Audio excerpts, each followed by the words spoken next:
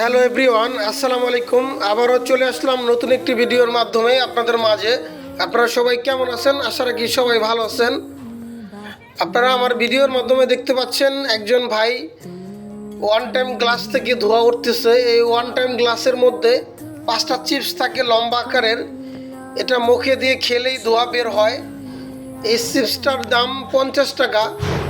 এই one time গ্লাসে 5টা চিপস থাকে এবং এই চিপস মুখে দিয়ে খেলেই ধোঁয়া বের হয়। আপনারা আমার ভিডিওর মাধ্যমে দেখতে পাচ্ছেন আমার এই বড় ভাইটি চিপসটা বানাচ্ছে, বানিয়ে এরপর কাস্টমারকে দিবে। এই যে আপনারা দেখতে পাচ্ছেন একটা ওয়ান টাইম গ্লাস, এটার মধ্যে 5টা চিপস, এটা মুখে দিলেই ধোঁয়া বের হয়। এটার দাম 50 টাকা। আসলে দামটা খুবই বেশি।